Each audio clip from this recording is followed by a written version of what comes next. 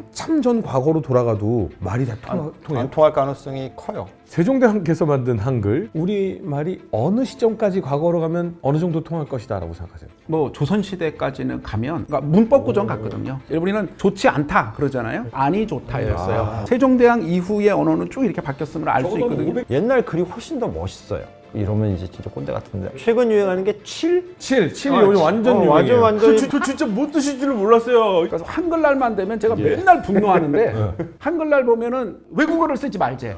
너무 말이 안 되는 얘기. 역사를 보다 가깝게, 보다 재밌게 전해드리고 싶습니다. 역사를 보다 진행을 맡은 허준이고요. 오늘도 풍성하게 선생님들과 이야기해보도록 하겠습니다. 안녕하세요. 안녕하십니까? 예, 경제사학과에서 고고학을 연구하고 강의하는 강인욱입니다. 안녕하세요. 선문대사학과의 임승휘입니다. 프랑스사, 유럽사 공부하고 있습니다.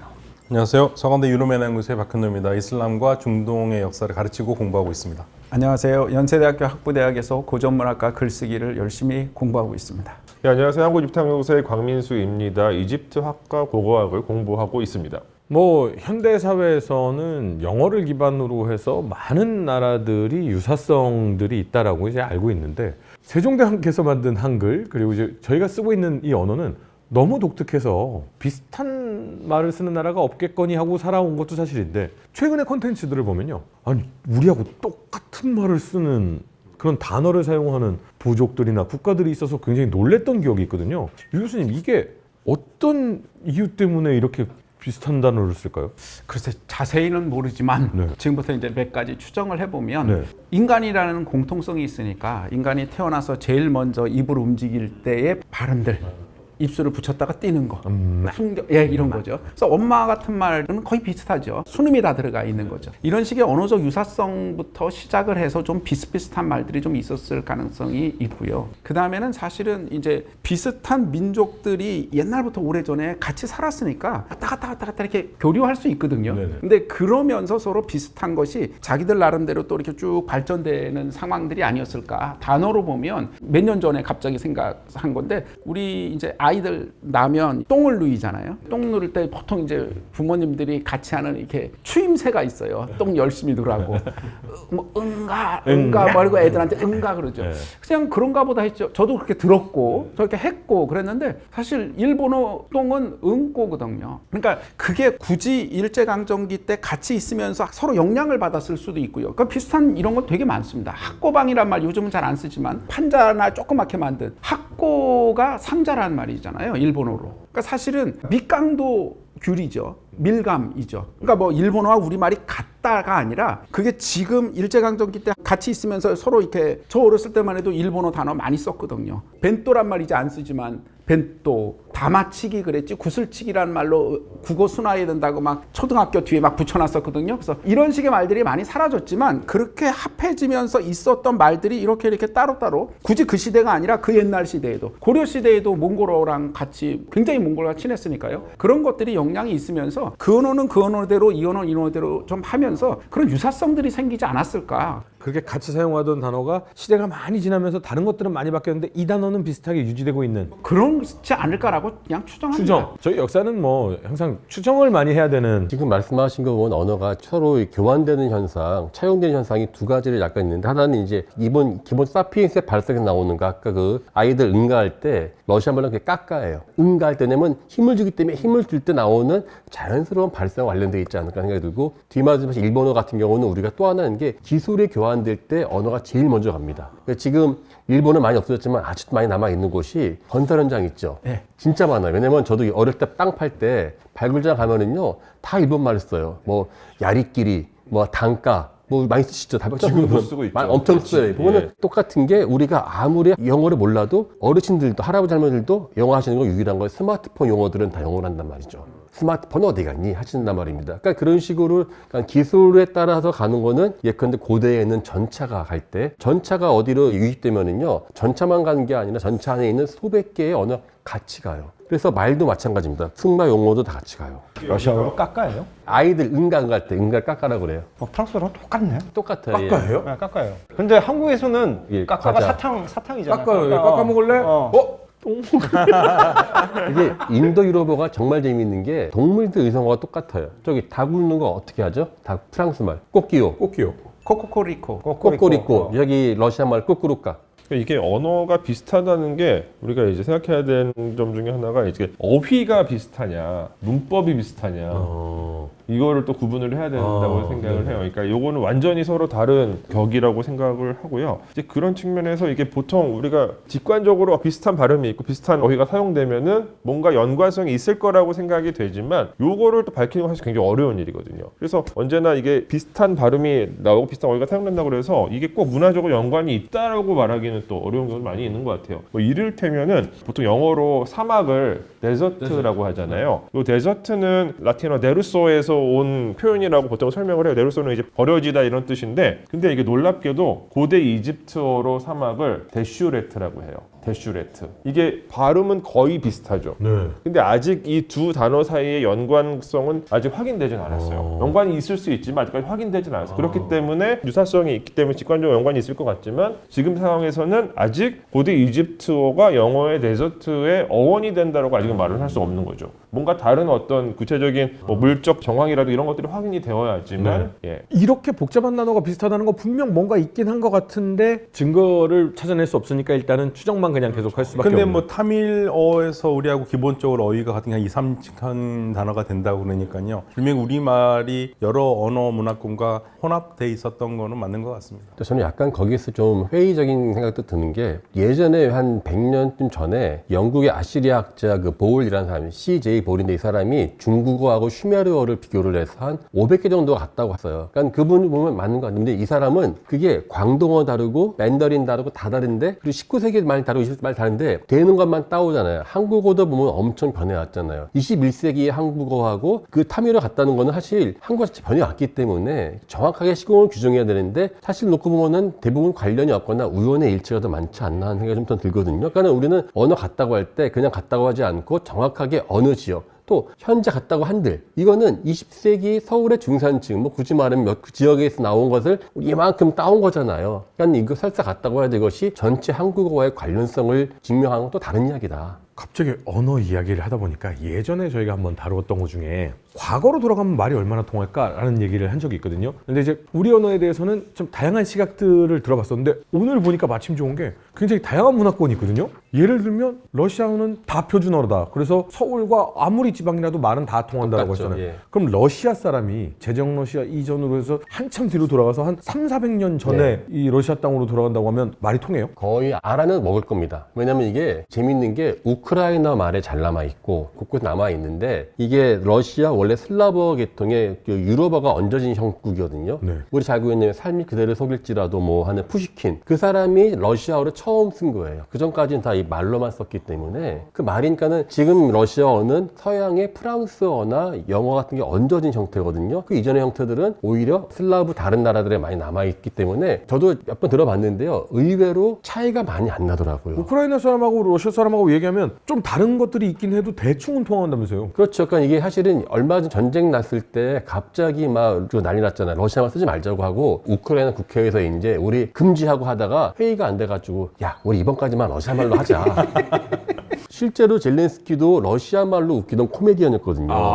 예, 자기들은 그게 더 편한데 이제 억지로 돌아가는 것이죠. 젤렌스키는 이제 그 개그 못 하겠네요. 웃기는 게 나라가 전쟁하니까는 지금은 제가 들으면은 잘 알아듣지 못할 정도로 우크라이나 말 나라 자체가 하나의 언어가 아니에요. 서욱 우크라이나랑 동우크라이나는 달라요. 그러니까 지금 서쪽 우크라이나 말로 가기 때문에 그쪽은 폴란드어랑 비슷하거든요. 그러니까 지금 제가 들으면 완전히 멀어졌어요. 우리가 언어 얘기할 때 제일 고전적으로 많이 하는 게 1066년에 프랑스의 노르만이 영국을 점령하잖아요. 그러면서 영어에 획기적인 변화가 오거든요. 영어 단어에 획기적인 변화가 와서 예를 들면은 우리가 지금 돼지고기는 영어로 포크라고 그러는데 프랑스어거든요. 포크 프랑스어입니다. 그 비프라고 그러는 것도 프랑스에서 버프한 게에서 나온 거고요. 그러니까 영어에서는 소는 카우나 옥스인데 고기는 비프고 돼지는 피그나 스와인인데 음식은 포크고 그다음에 양고기도 양은 쉽인데 양고기는 머튼이라고 그러잖아요. 프랑스 무똥입니다. 네, 그러니까 노르만인들이 썼던 게 불어를 썼기 때문에 들어가가지고 이들이 쓰는 건 상류층의 언어가 되고 하층민들은 완전히 그러니까 문화적으로는 더 높은 된 거죠. 그래서 1066년을 영어가 완벽하게 변하는 시기라고 얘기하는 것처럼 이게 분명히 둘이 언어의 분류는 다르지만 영향이 받으면 그렇게 되는 거죠. 그 영국 같은 경우 영국 왕실의 문장 있잖아요. 네네. 불어예요. 그냥 영어가 아니라 영국 왕실인데 문장이 Dieu의 mon droit, 신과 나의 권리라고 하는 이건 불어로 쓰고요. 그다음에 영국의 가장 유명한 기사단 가터 기사단 거기도 문장이 Honi soit qui mal y pense. 나쁜 생각하는 놈은 뭐 저주받을지다. 뭐 이런 것도 다 그냥 불어로 쓰는데 백년 전쟁 당시에 잉글랜드 왕이죠. 에드워드 3세는 영어를 못해요. 프랑스어만 해. 공식 언어가 바뀐 건 1362년에 이제 법정에서는 영어를 써라라고 이제 국왕이 칙령을 내리는데 그때가 이제 전기다라고 이제 얘기를 많이 하죠. 그리고 영어에서 S를 복수에 쓰는 것도 프랑스 영향일 겁니다. 근데 그렇게 따져보면 웬만하면 유럽 거의 전역은 왕들이나 왕족이나 귀족들은 프랑스어를 많이 썼잖아요. 불어를 많이 썼는데 이게 왕실들끼리도 결혼하고 뭐 이 물려받고 하면서 그렇게 된 거면 프랑스는요. 한참 전 과거로 돌아가도 말이 다 통해요? 안 통할 가능성이 커요. 왜요? 중세 시대, 그러니까 1000년 이전. 근데 프랑스 사람들은 무슨 말 썼냐면 로망스어라고 이제 언어학자들이 얘기하는데 로망스어는 라틴어에서 나왔어요. 그러니까 고급 라틴어, 라틴 클래식이 있고 일반인들이 쓰는 글을 못 쓰는 사람들이 대화할 때 사용하는 걸 이제 불가르, 그러니까 통속 라틴어로 거기에서 이제 파생된 게 이제 로망스어군이고 로망스어를 쓰는 나라 그 지역이 프랑스, 포르투갈, 스페인 같은 나라들이 그 로망스어를 썼는데 문제는 그 로망스어도 땅덩어리가 크니까 우리나라로 사투리가 있잖아요. 네. 그러니까 제주도 가면 좀 나이가 지긋하신 분들, 할머니들 할머니들이 하면 무슨 말인지 잘 못 알아듣는 것처럼 북쪽 사람하고 남쪽 사람은 같은 시대 사람들인데도 이게 언어가 통하지 않아요. 그러니까 16세기 말 17세기까지만 해도 프랑스어를 그 당시에 이제 프랑스어는 뭐냐면 국왕이 다스리던 파리를 중심으로 한 이쪽 지역이 이제 공식어로 채택은 되는데 이 말 쓰는 사람들은 전체 국민의 한 10% 많아야 20%? 저 남쪽 지방 사람들은 오크어 쓰고 북쪽 지방 사람들은 오일어 쓰고 근데 지금은 이제 그러니까 프랑스 혁명 이후에 국민교육 필시하고 전 모든 어린아이들에게 단일한 교과서로 이제 교육을 하면서 언어가 어느 정도 통일이 됐는데 사투리가 거의 다 사라지거든요. 프랑스에 가면 그 사투리 살리기 시민운동 뭐 이런 거 하는 단체들도 있어요. 이거 그냥 없어지면 안 된다. 살려야 된다. 그래서 그 운동이 한참 있을 때 재미난 영화가 하나 2008년도에 나온 영화인데 비앙브니 쉐 슈티라고 하는 이게 발음하기도 참 한국말로 번역하기도 힘든 비앙브니 웰컴 투 슈티네 동네에 오신 걸 환영합니다라고 하는 네. 영화예요. 근데 프랑스에서는 꽤 이제 흥행에 성공한 건데 슈티가 뭐냐면 피카르디라고 프랑스 제일 북쪽 동네에서 쓰는 방언이거든요. 그 동네 사람들은 이제 슈티라고 하는데 저도 처음에 그 영화를 보는데 되게 웃겨요. 데니 분이라고 하는 굉장히 유명한 코미디언이 만든 영화인데 직접 나오고 슈티가 뭐야? 슈티가 뭐야?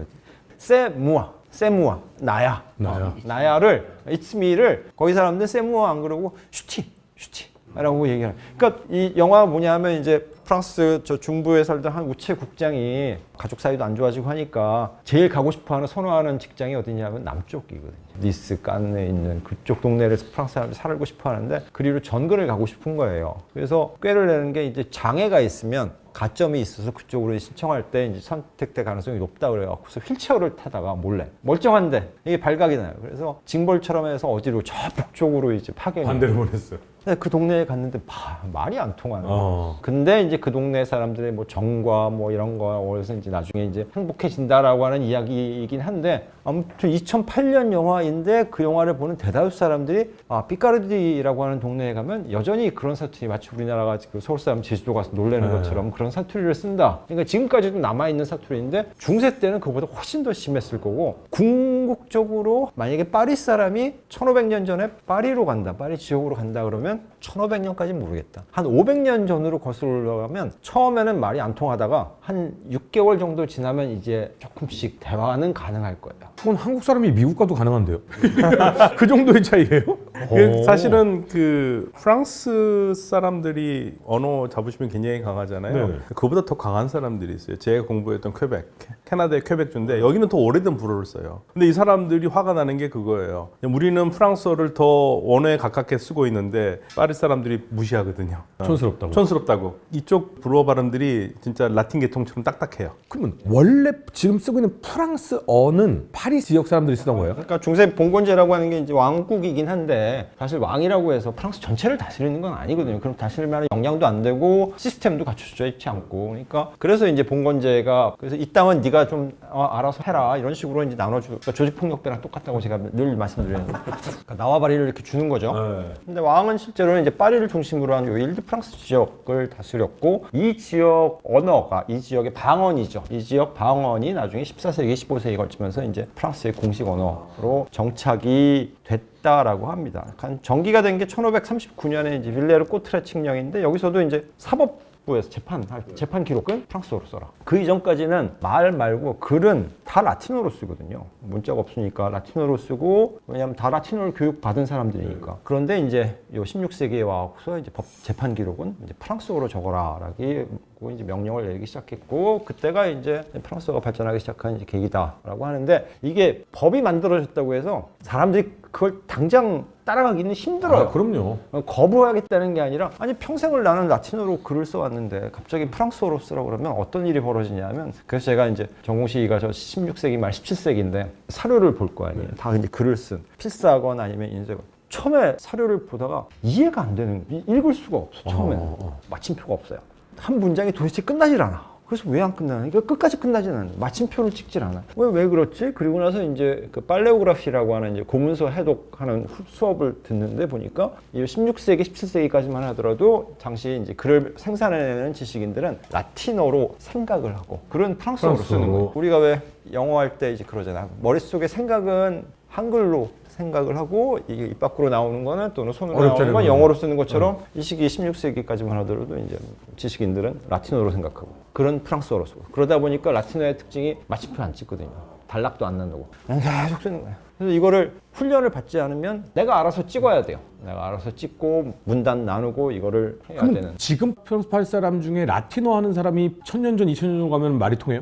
라틴어가 사어기 때문에 아마 발음에 있어서 또 중세 라틴어는 또 로마 시대 라틴어하고 또 다르거든요. 예, 발음이 두 가지가 있어요. 고전 발음이 있고 교회 발음이 또 따로 있거든요. 고전 발음은 더 오래된 발음. 그러니까 프랑스어는 그래도 땅이 넓지는 않잖아요. 근데 그 더 넓은 땅에서는 아랍어는 어떻겠습니까? 아랍어는 그러면 한 몇백 년까지 말 통할 것 같아요? 아랍어가 이제 가장 오래된 문헌이 이제 꾸란인데 꾸란을 현대 하는 사람들이 딱 배우기 전에는 이해하기 어렵습니다. 아, 못 알아봐. 못 알아들어요. 왜냐하면 이 과거의 단어들이 외국 단어들도 있고 그러는데 지금 와서 이해 어렵죠. 그러니까 이건 공부를 해야 되는 거고 지금 현재 전 세계 아랍어 국가가 22개국인데 22개국에서는 표준 말이라는 걸 배워요. 네. 방송이나 글은 써요. 그런데 보통 나라에서 자기의 사투리가 있거든요. 그 사투리 하면 서로 못 알아들어요. 근데 표준 아랍어를 쓰는 사람들이 퍼센트로 하면은 1, 2%밖에 안 돼요. 그렇게 적어요? 예, 굉장히 적어요. 제가 사실은 실질적으로 아랍어 하는 사람한테 물어봤어요. 22개국 정상이 만나면 다 표준말로 하냐? 근데 아니래요. 야, 그럼 표준말로 안 하면 사투리 하는 거 어떻게 알아듣냐? 그럼 예를 들면은 이집트 대통령이 예를 들면 사투리를 쓴다. 그러면 튀니지 대통령이 표준말을 쓴다. 서로 알아듣는다. 그러면 이 옆에 번역을 해준대요. 그러니까 물론 이제 사투리가 심하지 않기 때문에 알아들을 수는 있긴 하겠지만 그게 상당히 오래 걸리고요. 제가 개인적으로 총리 순방을 한번 따라간 적이 있었는데 알제리에서 그런 일이 있어요. 알제리 총리가 아랍어를 하는데 우리 번역 통역하시는 분이 이분이 하는 걸 들어보니까 이분이 표준말을 안 쓰니까 못하겠다라는 거예요. 그래서 이제 통역을 하고 왔는데 못하니까 어떡합니까? 그러면 총리한테 표준말 할 거니 물어볼 수도 없고 그래서 이제 뭘 했냐면 총리가 무슨 말을 하면 알제리 쪽에서 불어로 번역하기로 하고 불어를 우리 쪽 불어 통역하는 사람이 받아가지고 한국말로 번역하는 걸로. 왜냐면 이분이 사투리를 쓰면 못 알아들으니까. 이중 통역을 하는 예. 거예요. 그런데 그날 이분이 깨끗한 표준어로 발음을 했어요. 아. 근데 이미 뭐 어차피 이쪽으로 이렇게 들어올 거니까 예, 그런 경우가 있습니다. 그래서 표준어를 안 하면 표준어 배운 사람들은 표준어밖에 모르기 때문에 표준어가 딱 자리 잡은 거는 얼마나 됐어요? 표준어는 이제 모던 스탠다드 아랍이라고 그래가지고 근대에 들어와서 표준시킨 거죠. 서로 진짜 얼마 안 해야 됐네요. 되니까. 예. 그러니까 모든 책이나 이런 건 그걸로 가르치는데 다 사투리를 쓰고요. 심지어는 한 몇 년 전에 그 모 대사님을 초청을 해서 강의를 하려고 그러는데 이분이 자기는 표준어를 배워본 적이 없어가지고 사투리밖에 못한대요. 그래서 이분 학생들한테 강의 뭐로 했는지 아세요? 영어로 했습니다. 예. 아랍 학생들 모아놓고 영어로 예, 주한 아랍 대사가 아. 그런 경우 많아요. 과거 사람들은 표준어를 배우지 않았는데 우리는 지금 획일화된 단일 언어를 억지로 수용했거든요. 근데 과거 사람들은 다양한 방언들을 이해할 수 있는 범용성이 훨씬 좋았다는 것이죠. 따로 표준화, 획일화된 교육 안 받았으니까 저는 이제 표준어가 된 상태에서 과거로 돌아간다. 과거가 아니라 50년 전에 우리나라 어디 다른 변방 가도 못 알아먹을 거란 말이죠. 근데 획일화됐다고 하더라도 어떤 언어를 쓰느냐에 따라서 그러니까 프랑스 사회 같은 경우에는 지식인이 아니냐 또 영국은 그렇잖아요. 영국은 귀족이냐 아니냐 극명하죠. 영국은 극명하게 말하는 나타나. 것만으로도 프랑스도 사실 저희 뭐 국내 잘 알려진 미셸 후고 같은 뭐 말과 사물 번역본 그거를 다 읽은 사람이 난 있을까 싶어요. 푸코 책은 진짜 어렵거든요. 푸코 책은 정말 좀 좋아하는 게 잠이 잘 와요. 근데 그거는 한국 사람뿐만 아니라 프랑스 사람들도 미셸 후코나 롤랑 바르트 책은 되게 어려워하는데 내용이 어려워서라기보다는 이 사람들이 쓰는 이 불어 문장 자체가 굉장히 복잡해요. 그래서 바르트도 그렇고 후코도 그렇고 내가 이걸 책으로 내긴 하는데 내 책을 프랑스에서 읽고 이해할 수 있는 사람은 한 5천 명 정도라고 생각을 하지 많이 팔아야 되겠다라고 생각하면서 와. 책을 쓴 거는 아닌 거죠. 그러니까 언어를 갖고 일반 보통 사람들이 이해할 수 있는 내용의 책을 쓸 것이냐 아니면 지식인들만 공유하고 이해할 수 있는 그런 언어를 쓸 거냐 따라 달라지는 것 저는 같아요. 그 학자들이 그 남들이 못 알아보게 쓴 사람들은 전 진짜 싫어하거든요. 근데 제가 공부할 때 완스버러라고 영국 학자가 있는데 이 사람이 책을 썼는데 아니 무슨 말인지는 모르겠어요. 그래서 진짜 필독 쓰니까 읽어야 되는데 몇 번 집어 던졌습니다. 신경질 나가지고 나중에 도저히 안 되겠다. 이거 요약본을 좀 보자 해가지고 서평을 봤더니 네이티브 스피커들도 이거는 빅토리아 시대의 영어로 쓴 것 같다고 이거를 이해하는 자체가 어렵다고 그래가지고 아 내가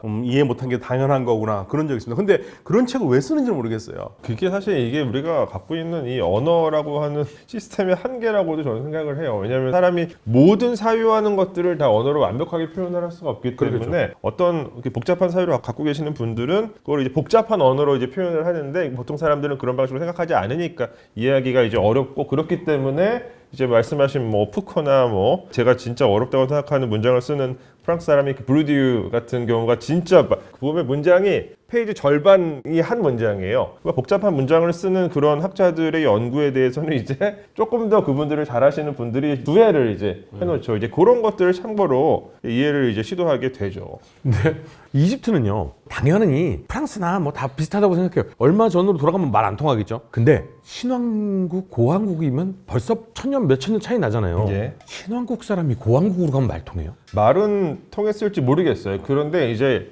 이집트 같은 경우는 문자로는 아마 통했을 거예요. 왜냐하면은 이집트 이제 우리가 이제 확인할 수 있는 이집트 언어는 대부분 이제 문헌 자료를 통해서 확인되는 건데 이 문헌적인 차원에서는 변화의 정도가 굉장히 적어요.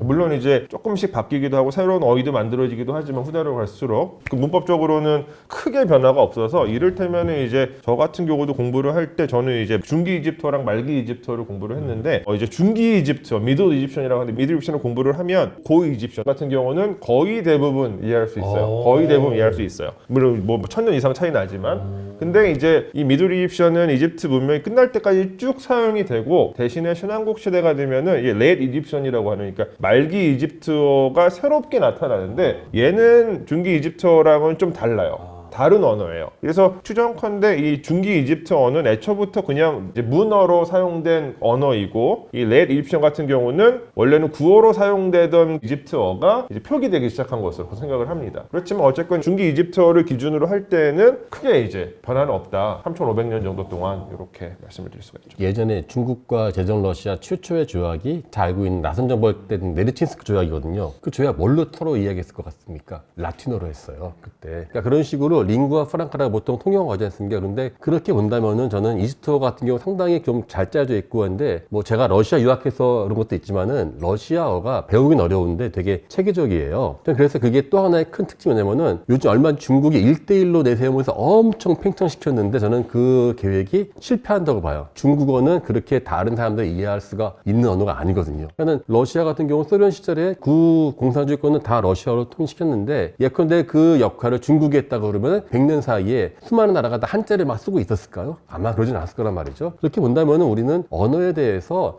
지나치게 하나의 개념화시키고 있는데 결국 언어는 계속 피드백을 주고받으면서 나오는 거니까 같은 언어라 그래도 변화하니까 이거는 기본적으로는 현대 표준어가 갖고 있는 표현은 언어는 고정된 것으로 보고 있는데 맞아요. 언어나 사람이 계속 움직이고 있는 역동체라고 하는 것을 감안하고 본다면은 이해하기 쉬울 것 같다는 생각이 들었어요. 저도 그 생각을 많이 했는데 예를 들면 저도 수업 시간에 항상 그런 얘기 하거든요. 뭐 우리가 알 수는 수는 없지만 한국말, 뭐 몽골말, 튀르크말, 일본말은 분명히 호랑이 담배 피던 시절에는 같은 말을 썼던 사람들이 가능성이 크다.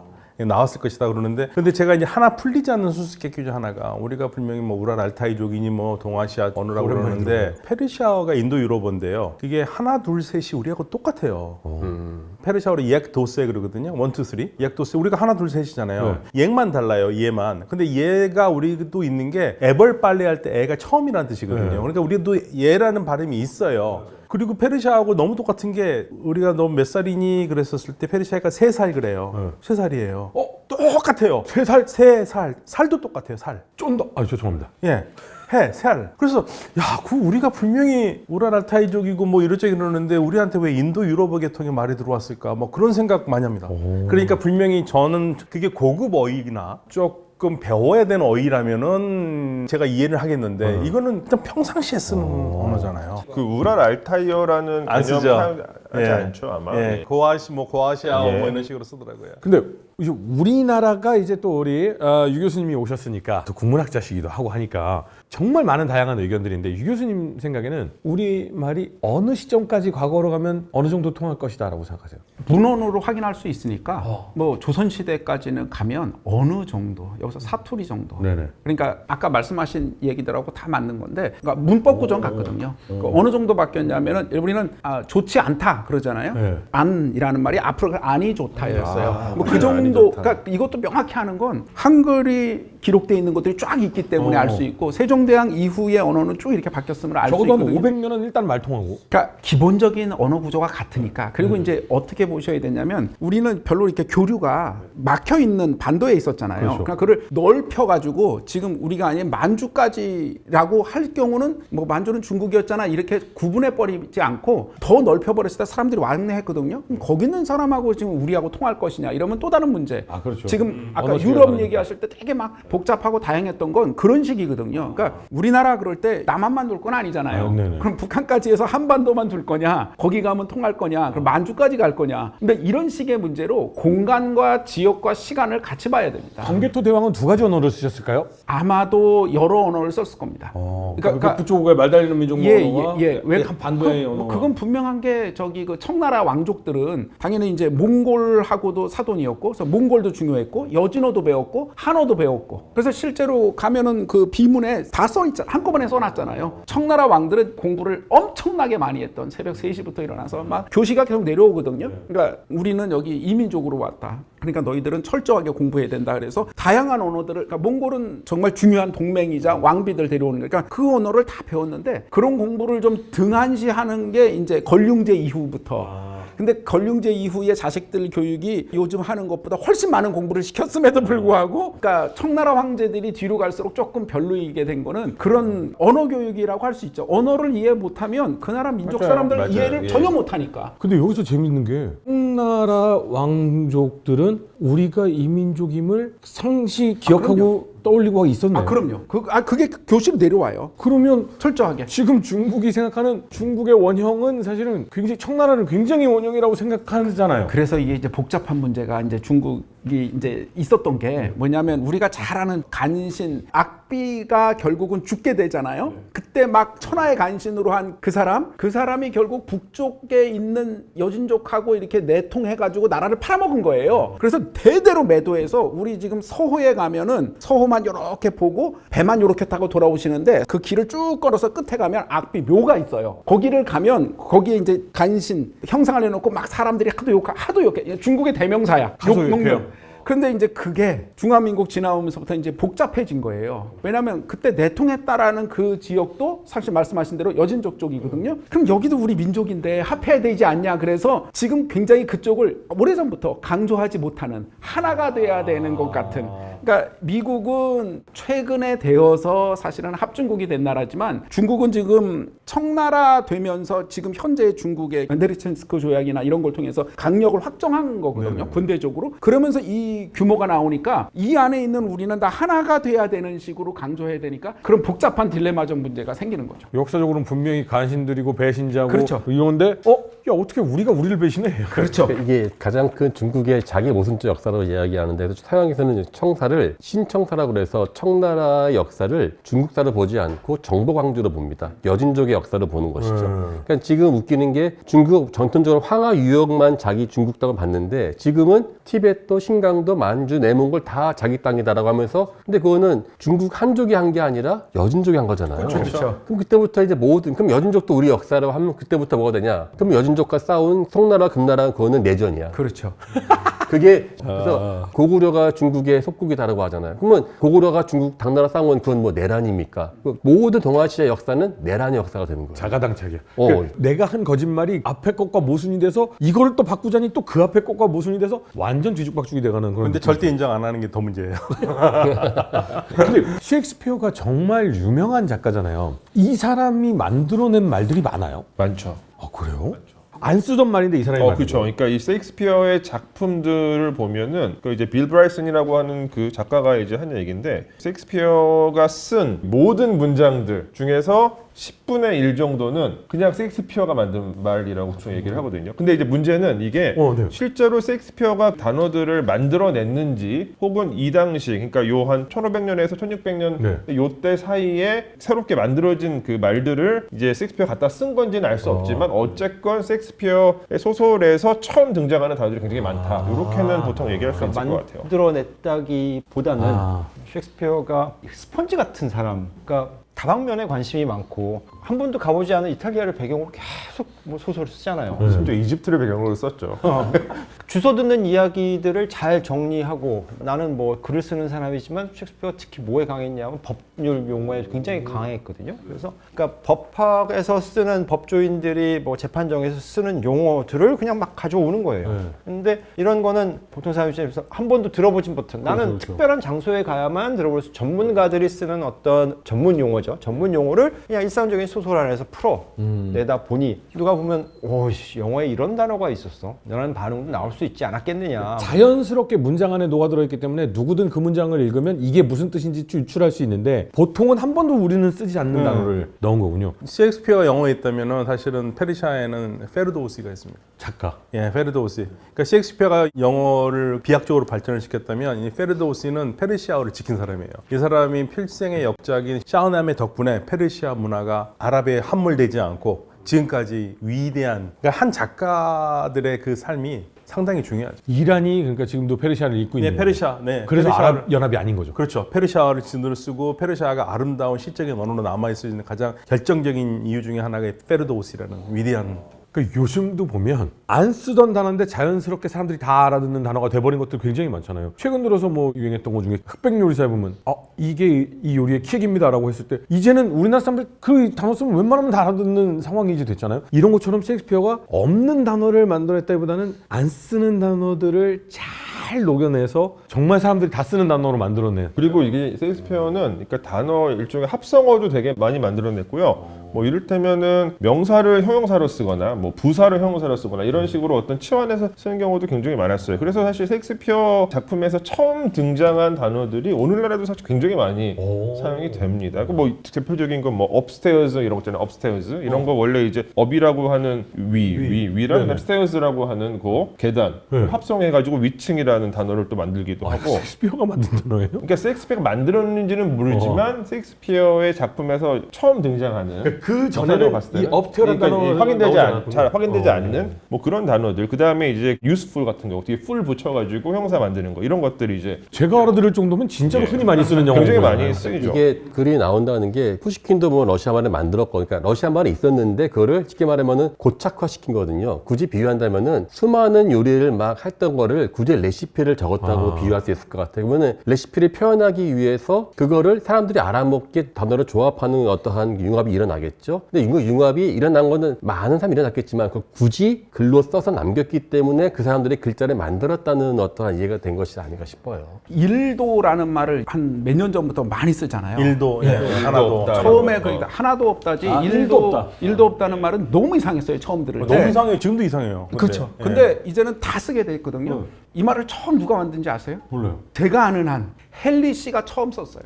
헨리 씨. 헨리 헨리라고 연예인이요. 연예인 하셨던 네, 분이 네. 어느 프로인지 기억이 안 나는데 거기서 숫자로 1 쓰고 도 한글로 쓰면 하나도로 읽어야지 1도로 읽으면 안 돼요. 그러니까 1도라고 읽을 수가 없죠. 그런 말은 없어요. 하나도라고 읽어야 되는데 하나도 없다. 예, 그렇죠. 하나도라고 읽어야 되는데 그거를 하나도가 아니라 1도로 읽으셨어요. 근데 그게 너무 재밌는 거야. 아, 저는 재미없었어요. 근데 언어학자들이 볼 때는 저거 파괴야. 그러니까 저는 언어학자는 아니지만 그냥 말씀하신 것처럼 너무 이상해. 그런데 그거를 많은 사람들이 좋아서 다 사용했어요. 그래서 이제 1도란 말이 점점점 커져서 새로운 단어가 되고 새로운 말이 된 거거든요. 셰익스피어 말씀하신 것처럼. 근데 우리가 지금 언어를 많이 만들어내야 사유가 생기고 관념이 생기는데 언어가 막 확장되지 못하는 이유가 제가 아는 한 잘못된 관념이 하나가 있었을 것 같아요. 그래서 한글날만 되면 제가 맨날 분노하는데 한글날 보면은 외국어를 쓰지 말제.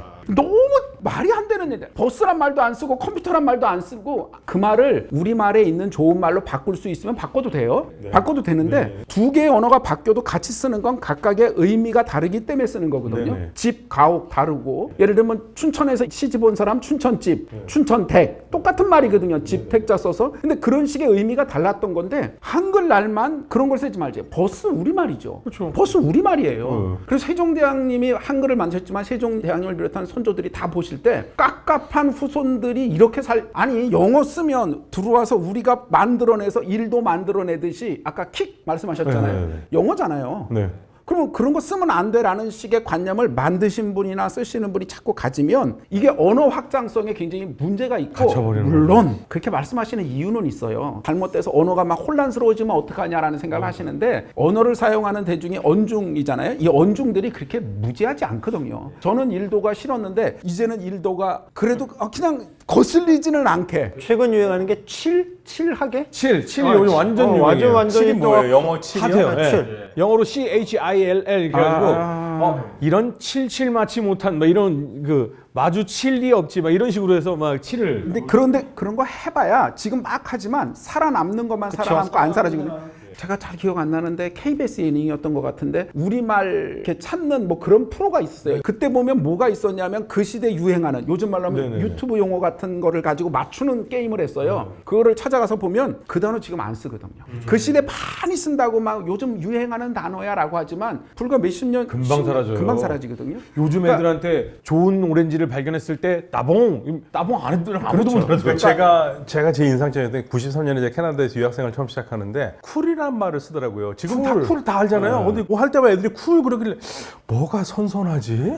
저 진짜 뭔 뜻인지를 몰랐어요. 있어 쿨 그러길래 아니 날씨가 지금 그렇지 않은데 근데 그게 쿨이라는 말이 그게 멋지다 뭐 그런 뜻이잖아요. 근데 지금은 다 쓰잖아요. 저 그때 90년대 몰랐었어요. 근데 진짜 우리 유 교수님 얘기처럼 그걸 뭐하러 걱정해? 대중들은 알아서 자기들이 그렇죠. 판별해서 예, 맞아요. 알아서 예. 사장되기도 하고 계속 쓰이기도 하고. 그러니까 이게 이제 한국어에서 그러니까 외래어를 받아들여서 한국어랑 합성해가지고 쓰는 사례들도 되게 많은데 뭐 자주 쓰다가 안 쓰이는 경우도 있어요. 대표적인 게 지금 생각나는 게 혹시 그거 아실지 모르겠어요. 킹왕짱. 있었죠. 킹왕짱. 있었죠. 킹왕짱이라는 표현 많이 썼었어요. 많이 썼죠. 근데 요즘엔 잘 안 써요. 안 써요. 그것이 나중에 킹갓이라고도 쓰였었거든요. 맞아요, 킹갓. 맞아요. 근데 여기서 킹갓도 요즘엔 거의 안 쓰여요. 대신에 여기서 또 파생된 표현 중에 하나가 이제 킹 받는다. 킹 받는다라는 표현이 있고 그다음에 갓생이라는 표현. 갓생. 근데 여전히 킹 받는다와 갓생은 많이 쓰입니다.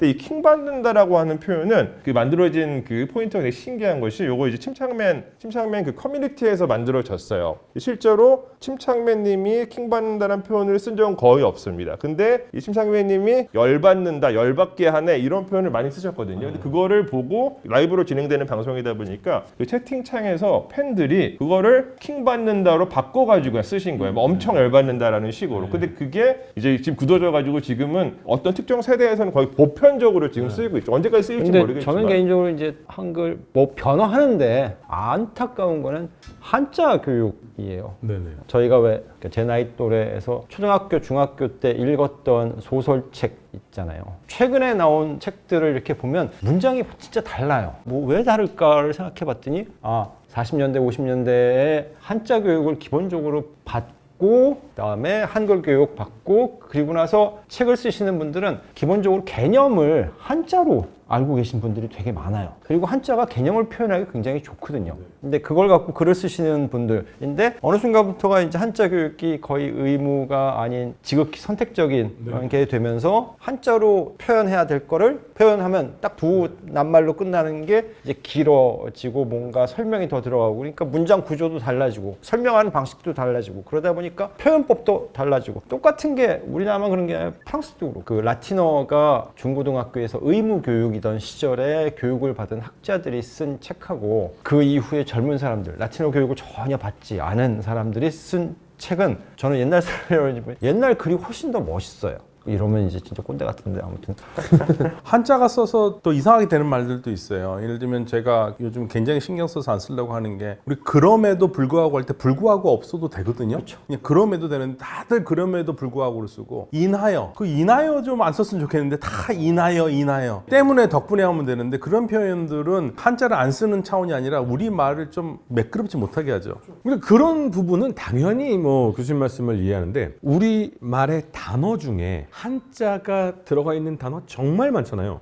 뭐 학자들에 따르면 한 70% 이상. 근데 한자 교육을 안 하고 한자가 사장된다고 하면 이게 무슨 뜻인지를 모르고 그냥 단어를 외우는 상황이 되는 거 아닙니까? 저는 모르는데 저희 아들 말에 의하면 저희 아들이 어느 지역에서 학생들 논술 가르치는 알바를 좀 했어요. 학생들이 동해물과 백두산이 마르고 닳도록 할 때 동해물을 우리가 생각하는 특별한 몇 명 학생이겠죠. 동해물이라는 개념으로 아니라 동해와 물의 합성이라고 생각하지 않고 그냥 동해물. 그러니까 이 물이 동해물이야. 이렇게. 그러니까 이해하는 방식이 우리하고 다르게 이해하더라는 거예요. 방금 교수님 말씀하신 것처럼. 그러니까 동해와 물이 있고 동해는 동쪽 바다. 뭐 이렇게 우리는 당연히 구분해서 생각한 거에 합성이라고 생각해서 동해물을 이해하는데 그냥 외우듯이 동해물, 영어 단어 외우듯이 이렇게 이해하더라는 거예요. 그래서 저희 아들이 뭐 기본 단어를 이렇게 설명하는데도 전혀 기본 언어를 모르는 거예요. 제 입장에서 제일 걱정스럽다는 건 아까 교수님 말씀하신 것처럼 단어가 사라진다는 것은 관념이 사라지는 거고 개념이 사라지는 거고 사실은 정신이 사라지는 거고 사실 우리들에게 정말 중요한 게 사라지는 거라고 정말 생각하거든요. 그런데 이해력이 널뛰어요. 그러니까 널뛴다는 게 우리가 되면 이 정도면 이 정도 다 서로 이해할 거라는 생각에서 단어를 쓰거든요. 아까 셰익스피어 말씀하시면서 몰라도 문맥상 아는데 이제는 이게 막 껑충껑충 뛰어서 이 정도 이해하는데 이건 당연히 알아야 될 이 단어의 뜻을 전혀 이해 못하는 이런 일들이 너무너무 많아요.